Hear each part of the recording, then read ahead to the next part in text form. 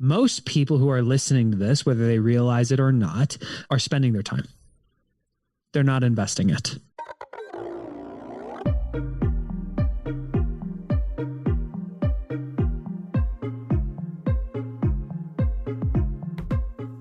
Welcome to the Productivityist podcast. It's me, Mike Vardy, and I am really excited to geek out about productivity with someone that knows a whole lot about it. It's Geoff Woods. Geoff is the host of the One Thing podcast. He co-founded the company The One Thing with the authors of the book by the same name, Gary Keller and Jay Papasan. And Geoff, well, he's on a mission to help people take control of their time and get clarity on how they want to invest it. If you've been looking for a conversation between two productivity strategists, nerds, whatever you want to call it, this is the episode for you. So let's get to it. Here's my conversation with Geoff Woods right here on the Productivityist podcast. Enjoy. Geoff, thanks for joining me today. It's my pleasure, Mike. Thanks for having me. So I want to talk about one thing today, and the one thing. It's actually interesting as I record every podcast. One of the things I do is I have my study door is shut, and it's either if it's shut without this door hanger hanging on it, then it means go ahead and knock. But if it's got the One Thing door hanger that I got at Book Expo so many years ago, then they know. And I actually had it laminated. Because I don't think it came laminated. It's the thing that hangs on my door. So it says I'm focusing on my one thing right now. So no one will interrupt us. There will be zero distractions. But right out of the gate, I want some people may not be familiar with the idea of the one thing. So can we start there? I'm sure some people listening to this right now are like, yeah. It's been in the productivity zeitgeist for a long time. But can you maybe absolutely just get into it a little bit? Absolutely. The one thing is the surprisingly simple truth behind extraordinary results. It started out as a set of ideas that Gary Keller had that he used to turn Keller Williams from a small little real estate company in Austin, Texas to number one in the world. So if you know what Keller Williams is, yeah, it's that Gary Keller. This is what he used to build the company. Then he and his co-author Jay Papasan wrote the book, The One Thing, which was published in 2013. And you fast forward to today, it's sold millions of copies and is one of the highest rated business books of all time. And what we're really talking about is just that, Mike. Time. Mm-hmm. It's our most valuable resource.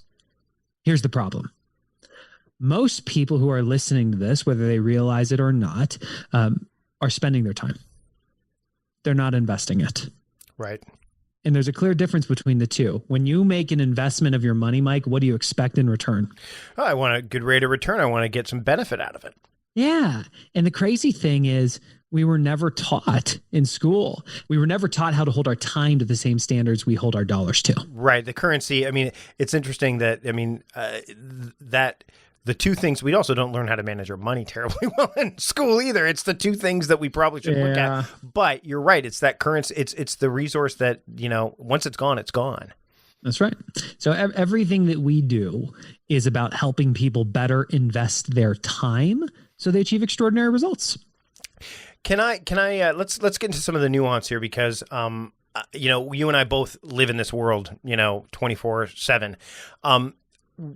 When people hear words are important because people hear the term spending versus investing. It's like I wrote a post not too long ago about the idea of being wasting time and squandering time because I think there's a subtle difference there too.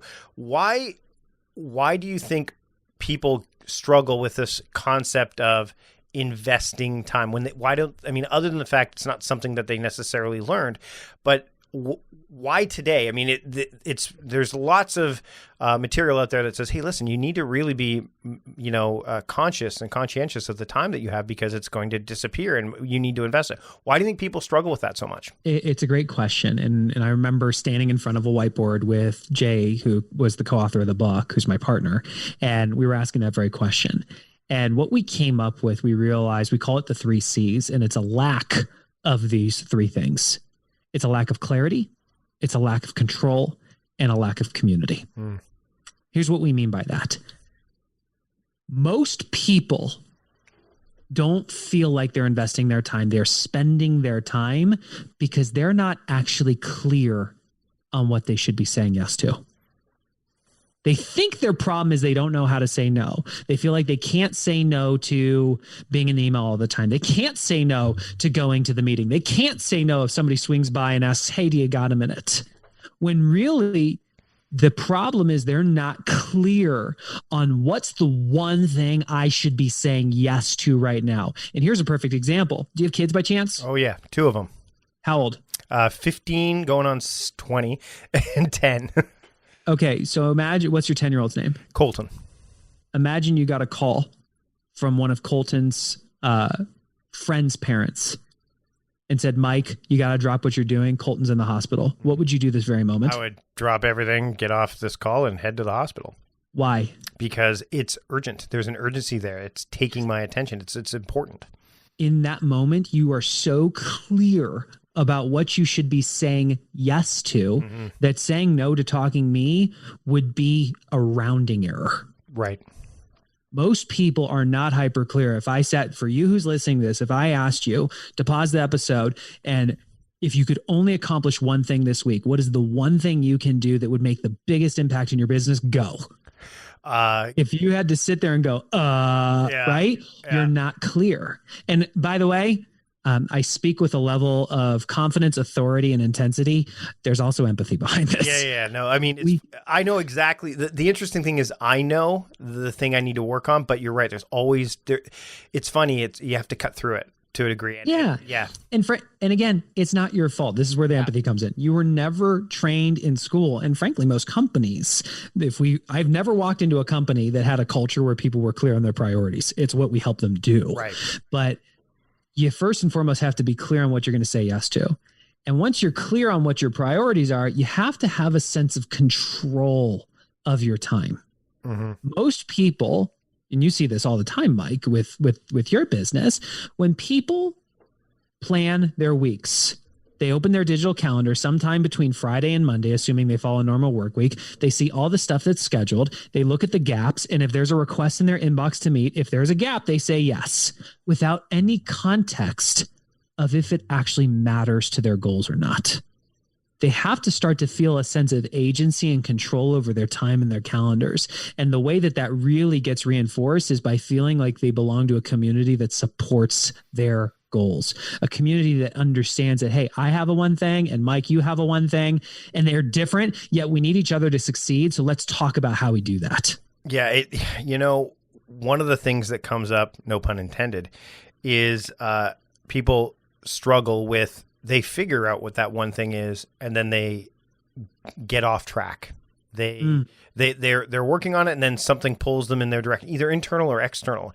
And I imagine, obviously, that's one of the things that you and your company help with, and obviously going through the book, which I'm looking at right now. But when someone gets stuck in that trap, they've gotten clear. Let's say they've gotten the clarity, and they feel like they're in control, because there's a difference, right? They feel like they've got control, and they feel like they've got the community, but then something pulls at them. What's a tactic that they can take to kind of, pull themselves back to where they need to be? Or do they is that the new one thing for them? Good question. Is that thing that's pulling a higher priority? Because if so, it just became the new one thing. And we need to point something out. If you're sitting here going, I have more than one thing, welcome to the party. We all do. Yeah. But just like when we were kids and we lined up dominoes, we didn't knock each one down individually. What do you do, Mike? Oh, yeah. You knock one and they all fall. That's right. It's about looking at all the stuff that's on your plate, imagining them like dominoes, and simply stand them up, line them up, and whack away at the first one first. That's what this is about. So in that situation you're talking about, Mike, if you're focusing on one thing and there's something else that's pulling you, if it's actually more important, you have to ask the question, should I switch? And if the answer is yes, awesome. And this is where my general answer may surprise people. Give yourself some grace. Yeah. Yep. Everything we do is about graceful accountability. Graceful meaning be kind to yourself. No one's perfect. And even as the person who's the face behind this brand, I've never had a day that I've perfectly acted in order of priority. But what I have done is done better every day. Over the last 5 years of living this, I can tell you I am light years more productive than I used to be. So give yourself grace when you fail and get back up and ask, how do I do better? What do you define productivity as? I'm curious. Productivity is getting the most important things done. Okay. Okay. Because one of the other things that pops up time and time again, either when I'm working with clients or talking to people, is that they have this idea that productivity is about efficiency and effectiveness. And I think that's a byproduct of doing the right thing. You get better and more efficient at it, and you do the right thing. But yeah, why do you think... You ready for me to disprove that? Okay, go ahead. Yeah, I'd like to hear why, because I believe productivity is about intention and attention. What's your intention? How are you going to pay attention to it? I don't think it's people get caught up in speed and quantity, and I think quality gets lost in the shuffle. Yeah. So if you are listening to this, I'm going to ask you to play along here. If you have ever received a promotion in your entire life, say me to yourself. Go me. Mike, how about you? Oh, yeah, me. Okay, cool. Now ask yourself, did you get promoted because you were the best email checker in your company? Costco didn't have that great email back when I got promoted, so I'd say that's a big no. How about being the best meeting attender? I mean, your notes, they sparkled. No, not a chance. See, here's why efficiency and effectiveness alone does not make you productive. I could be super efficient and effective at crushing my inbox. I am you look up inbox zero on Google, you see my face. I am always at inbox zero because I am efficient and effective, and I'd be majoring in the minors because what we know is that your priorities do not always live in your inbox. More often than not, it's other people's priorities. Yep. Yeah. And it's actually, there was an article, I'll share it in the show notes, that I read not too long ago, Oliver Berkman talking about why time management is killing us. And it's all of there's just so much out there. And Inbox Zero is a great example. People use that as a badge of honor because it's quantifiable, right? Like they can count. And the problem that I see with it is that, like you just said, it's a minor thing. Sure, there's going to be some stuff in there, but if that's your benchmark, if that's your measuring stick, unless that's your job, like you said, it's a problem. And I want to be clear. I'm always going to dance between, I speak very directly, and I'm always going to dance between that, also the empathy side, right, which is we're not saying don't check email. Mm-hmm. If you work in an organization, are you expected to respond to emails? Yes. Is that important? Yes. Is it the most important thing? Let's talk about that. Right. Here's what I know about, for the people who pride themselves on getting to inbox zero, what I can tell you, and I'm coming in a little hot here, so like get yourself comfortable, get ready. What I know is that if you go through your day always being in your inbox, you're letting other people tell you how to spend your time versus you investing it. Mm-hmm. And you are more often than not reacting to everyone else's agenda rather than focusing on your own. And there's no judgment in that. But if you actually want to achieve extraordinary results in your life, you have to realize the people that get to taste extraordinary do not operate that way. Would you say that, and I'll go down this path a little bit more. Would you say that one of the reasons that happens is that it's easier? It's easier to, so for example, if you've got something that that's going to have a major impact that you need to work on, and you've kind of, either you've hit a wall, or you're feeling like, and I know email will tell me what to do. And if it's somebody else telling you what to do, then it seems almost easier than doing it's the hard thing. Would you say that's one way that email can kind of keep I would look at it through a different lens. Sure. I think first and foremost, it comes down to clarity. Right. I used to be the person that when my alarm went off on my phone in the morning, mm-hmm, I silenced it, and then I checked email. And what I began to notice was that after I checked email, I'd hop in the shower, I'd wake up my kids. And when I was making breakfast for my kids, there was a trend. They would be talking to me and telling me things, and I would not be hearing them because I'd be thinking about that email that I opened that went, ooh, can't deal with this right now. So I marked it as unread, but it was occupying my mind share. Yeah. And then when I got to the office, I opened up my computer and I checked my email, and 30 minutes went by until I had to go to the meeting.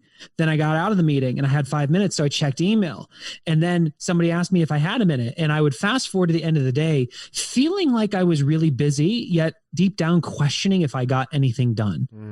Yeah. Here's all I know is that The reason people default to email is one, they're not clear about what matters most in that moment. Because the moment you flip and you understand what your priorities are, email automatically gets deprioritized. You feel less of that pull to be in your inbox.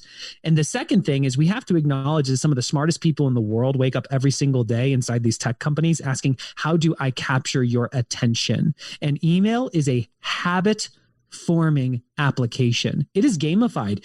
Every time you click on that email and that little blue bubble goes away, ooh, that's stimulus. You just got a dopamine hit. So we have unconsciously formed habits of craving that stimulus and immediately having it met by checking our inbox, even when it's not appropriate. Meal planning is important because it prevents us from being a disappointed wreck when dinner time comes around and we have no clue what to make, or even if we have the ingredients to make the meal. It's a time and a money saver, but most importantly, it frees up valuable brain space. Creating a meal plan prepares us for the week to come and gives us peace of mind that we're organized and can feed ourselves and our family. That's why I do it, and that's why Plan to Eat helps me do it. Your subscription includes access to the Plan to Eat website and fully featured mobile apps on iOS and Android. And Plan to Eat gives you the tools to clip and organize recipes from any website, the ones your family loves and that fit your dietary preferences and needs. And you can create a meal plan around your schedule. Then what happens is the Plan to Eat software automatically creates an organized shopping list based on your plan. So sign up for your free trial at plantoeat.com/timecrafting. That's plantoeat.com/timecrafting. The coupon will be automatically applied to your account and can be used when you're ready to subscribe. It's valid for new customers only. Give Plan to Eat a try today. Now we need to take a break from our conversation, a brief one, to talk about our sponsors. Growing your business takes more than offering a popular product or service. It's essential to have the right people in place to ensure your company operates smoothly and has the potential to expand. LinkedIn Jobs helps you find the best candidates for free, and everything is right there where you need it in a familiar platform. If you're used to being on LinkedIn, then LinkedIn Jobs is just you're gonna feel right at home. And you can get started by posting your job for free to reach LinkedIn's network of 740 million professionals. So not only is it a comfortable area for you to work in, but you're grabbing a massive pool of possible candidates. You can fill out targeted screening questions to get your role in front of the most qualified candidates with the experience, skills, and motivation you need, and then just use the simple tools to filter and prioritize the top candidates you'd like to interview. LinkedIn Jobs will help you hire the right person for your role, and your first job post is free. All you need to do is visit linkedin.com/timecrafting. Again, that's linkedin.com/timecrafting to post your first job for free. Terms and conditions apply. Again, that's linkedin.com/timecrafting to post your first job for free. Do it now. I get asked a lot about apps. People are on the lookout for apps all the time, and that takes up a lot of time and energy. And getting things done is a challenge already. Everyone struggles with it. And yes, one of those ways to tackle that challenge and get past it is to make sure you have the right tools for your computer and for yourself. And that means, again, the right apps. But here's the thing, not all apps do what they promised. It's easy to download a list of them, set up accounts and even pay a small fee just to start using them. But then here's what happens. They sit unused. I know I've gone through my app library and have found apps that I forgot I even had. It's so easy to clutter your devices with apps that just didn't work out. And that's why there's SetApp. You see, SetApp is on a mission to help users get more done. With SetApp, there's no more worrying about having to search for apps to solve a problem, because with SetApp, you get high quality apps for every task.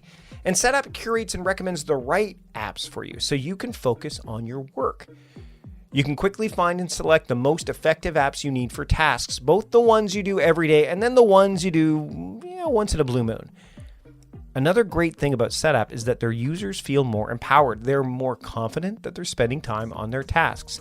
They have the right apps at their disposal, so they're more productive. That's a big word here, especially around this podcast. They can get more done and they spend more time doing what they enjoy.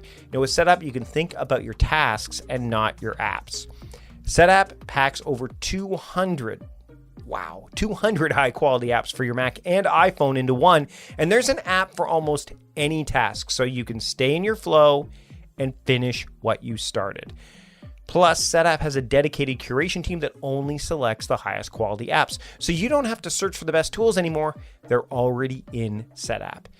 It's also great value. Instead of paying thousands of dollars for separate licenses, there's just one flat monthly fee. And new apps are being added to SetApp regularly. Updates are free, and all the apps are full-featured pro versions.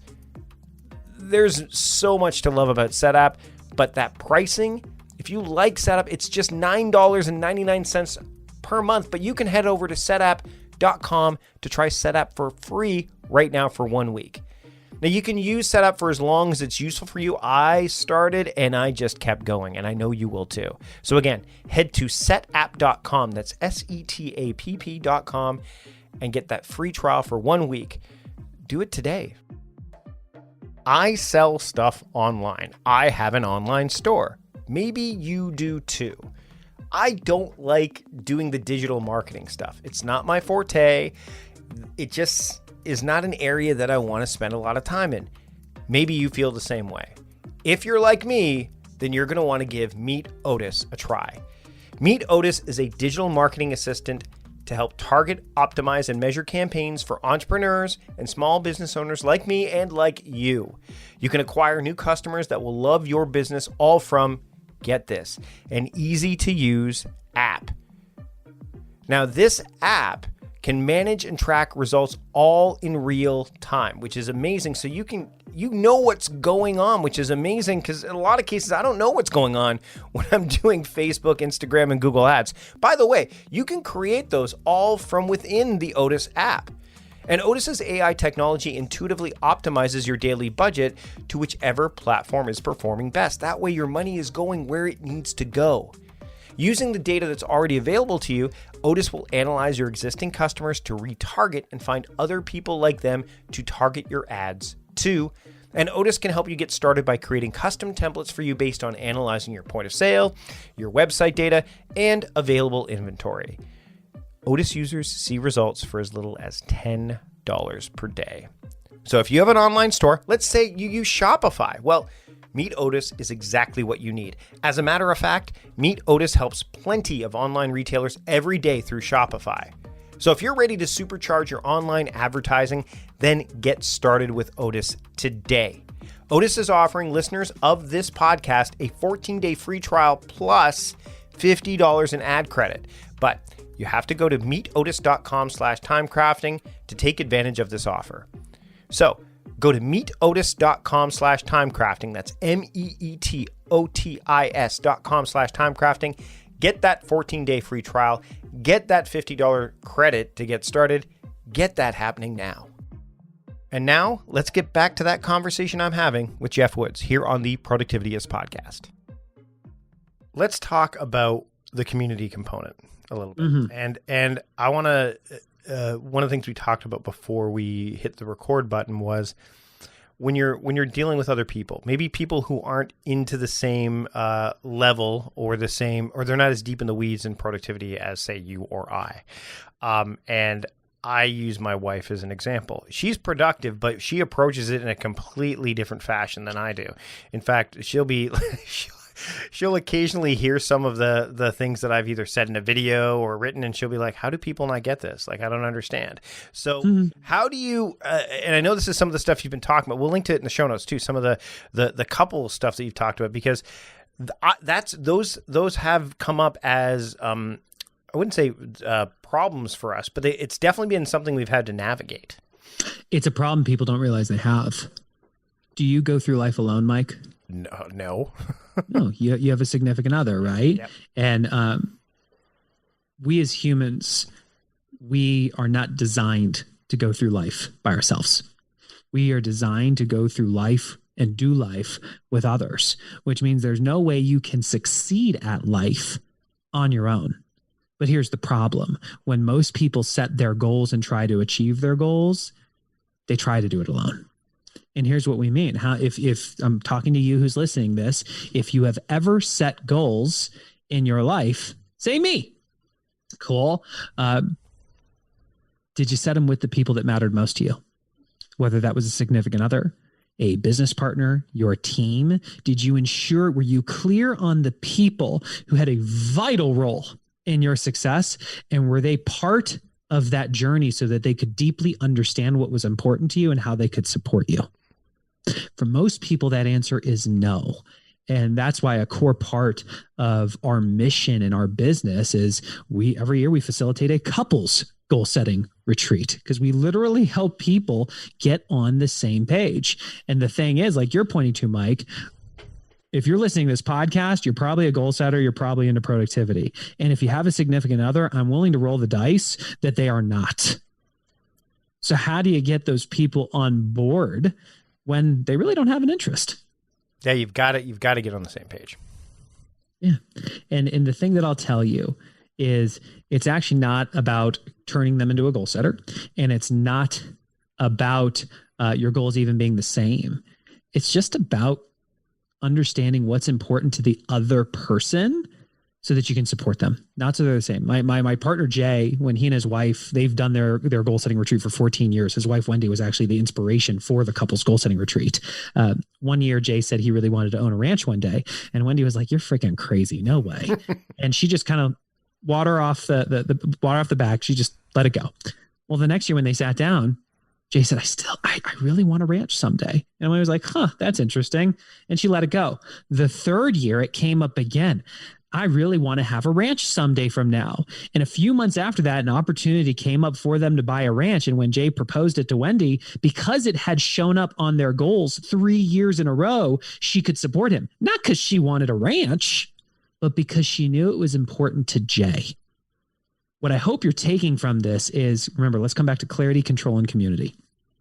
Clarity. Are you clear on what you actually want out of life? And if you have a significant other or other people in your life that are important, professionally or personally, are you clear on what they want out of life?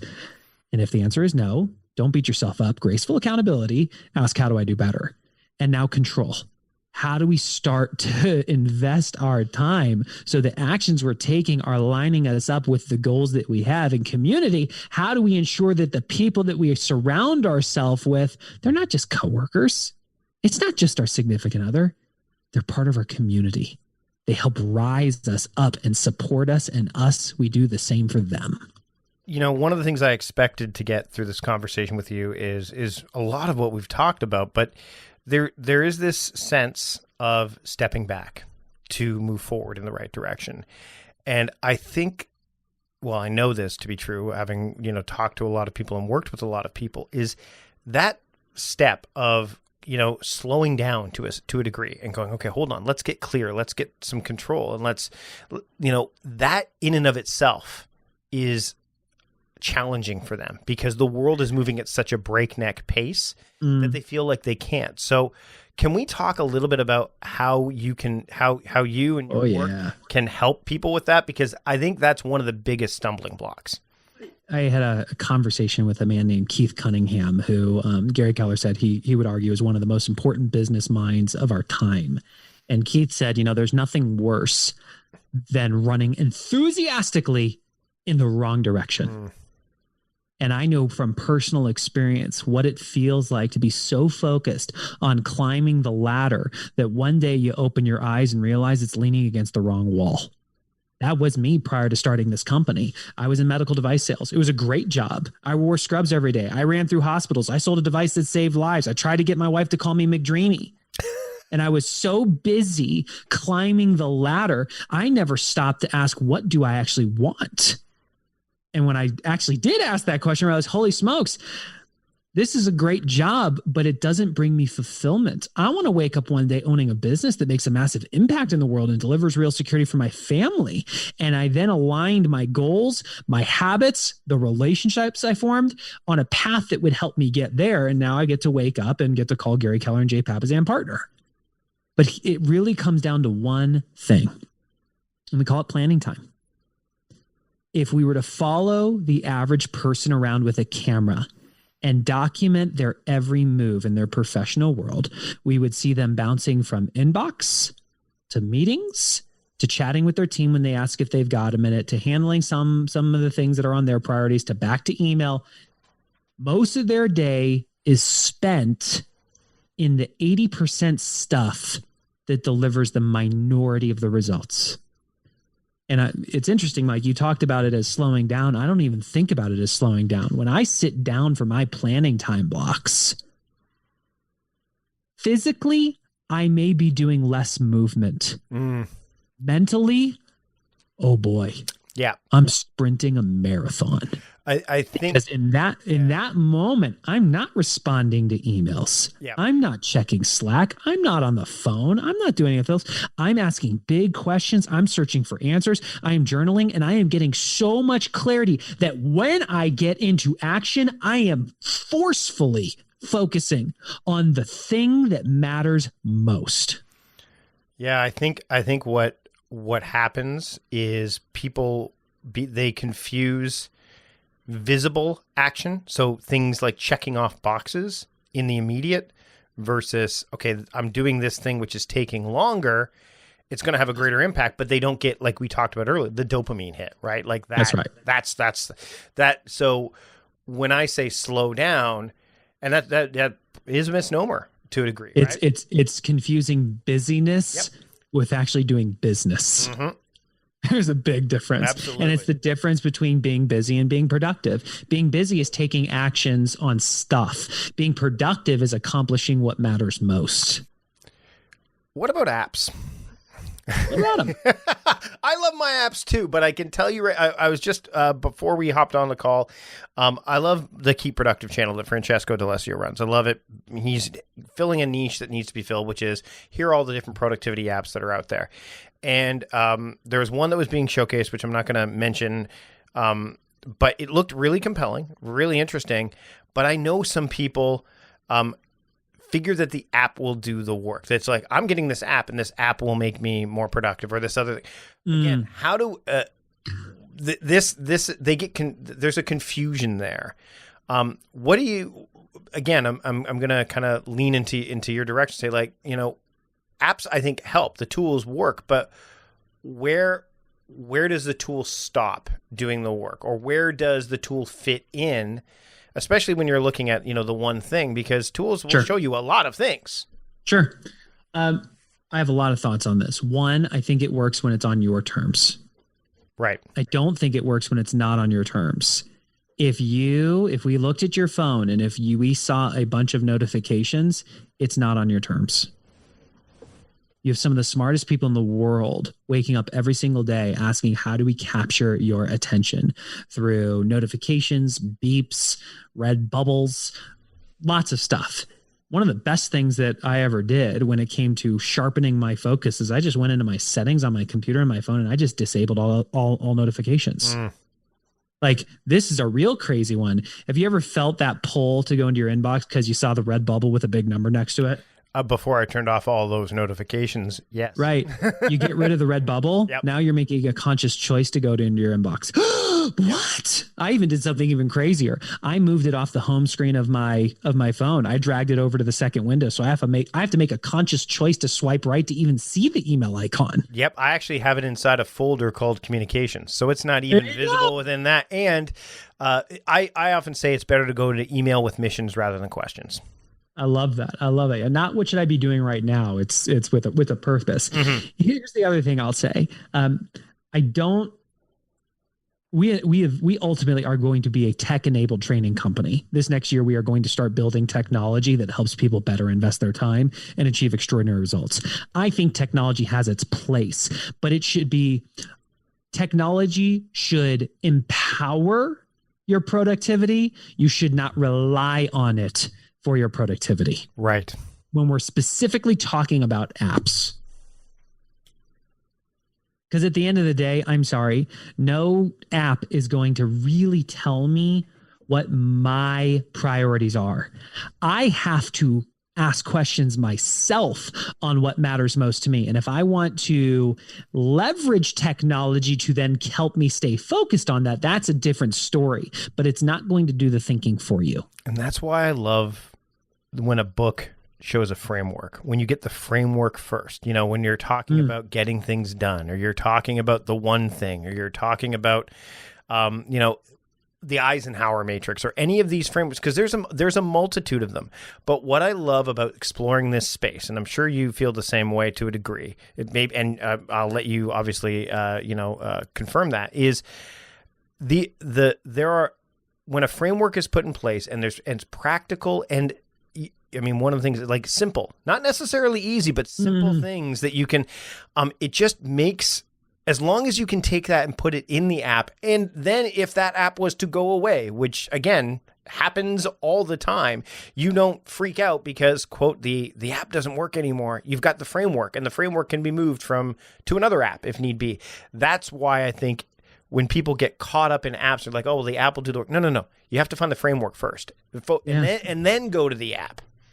Well, here's all I'll say, and I can only speak to the decisions we've made in the business so far. The business has been alive and well for 5 years. It's very successful. And we have just now felt that we've earned the right to start creating technology. Because the truth is, no app is going to give you control of your time. Right. You give yourself control of your time and you leverage tools to get you there. But I mean, we are literally walking into some of the largest companies in the world and helping them create productive cultures with Excel documents and Word documents. Yep. But what we're teaching them are the surprisingly simple truths behind extraordinary results and helping people form habits of living those truths. Now we've earned the right to weave in the technology that will better empower them. Right. Yeah, that thing has to take technology is often the Band-Aid if it's not applied first, or if it's applied first rather. You've got that framework, and then now, like you said, it supports it, and I think that's absolutely brilliant. And and when you go through, one of the things that I love about the One Thing, the book, and also, I mean, you guys have obviously you've expanded the reach beyond just the book, is that much like, and I'll throw it, Getting Things Done out here as well, is it's not a thick book. Like you look at it, go, oh, it's not that, but it's a big read. There's a reason that it has taken hold so well, because it's something you would return to again and again, because you need to. This is not a one and done proposition, right? No, it's if you choose to go on it, it can actually be a lifelong journey. Lifelong journey of, how do I live an extraordinary life? And that comes by being really clear on what matters to you and investing your time in the things that matter and forming powerful habits that make doing those things easier or unnecessary. So I try to end every podcast with one particular question. And in this instance, I'm actually quite excited because it's very fitting. So the listener out there right now says, I need to do something. I'm feeling like, I'm out of control. I don't have clarity. What's the one thing that someone can do right now when they get off of listening to this episode that they can do to start taking things in the right direction? I'm going to answer your question with a question, and I don't mean this, it's not tongue in cheek, but it's legitimate. Mike, if somebody doesn't know what their one thing is, what do you think their one thing is? Figuring out what the one thing is. Yeah. There's a reason that if you have a physical copy of the book, if you turn it over and look at the back cover, most authors will plaster all these testimonials from other thought leaders on there. Yet Jay and Gary asked the question, what's the one thing we want somebody to do after reading this book? And the answer was, they wanted them to ask, what's my one thing? So there is literally a question mark, and the dot at the bottom of the question mark is not a dot. It says, what's your one thing? If all you did after listening to this episode was pause the episode and not go to the next one, not walk into that meeting, but actually you paused and asked, what is my one thing? You would have guaranteed that this was an investment of your time and not an expense. And I'm going to give you a little heads up. If you hit the wall called I don't know, cool. Understand that's where your normal thinking ends. And instead of defaulting to now going, well, what should I do? Let's go check email. Push past the wall. Search for an answer. Hold yourself to the standard that you must come up with an answer. Right or wrong, don't know. But really sit there, close your eyes, take a deep breath. Out of all the stuff that is on my plate right now, what is my one thing? Or asked differently, what's the one thing that would, such that by doing it, everything else would be easier or unnecessary? Search for that answer. I promise you can come up with a domino that if you knocked that down first would make knocking down the other ones easier or flat out unnecessary. And that's the game you play.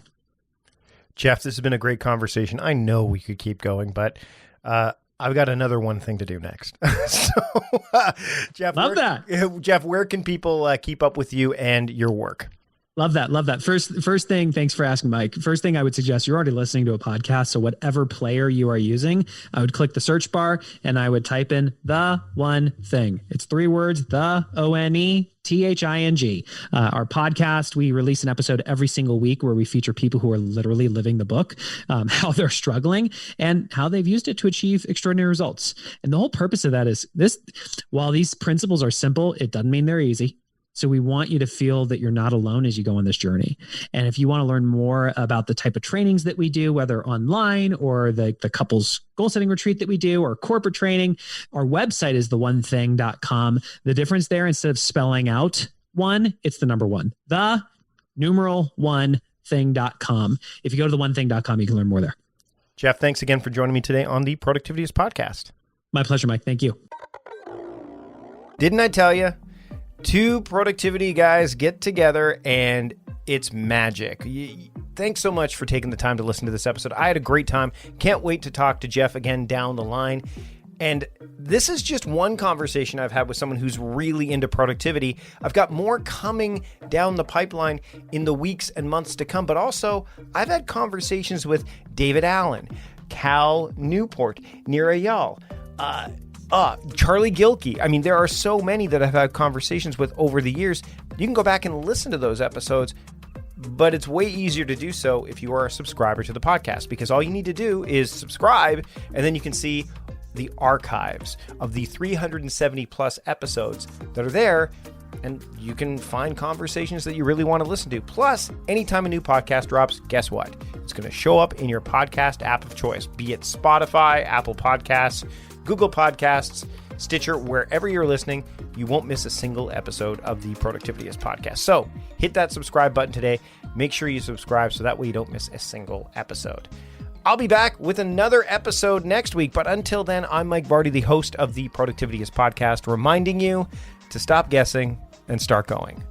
See you later.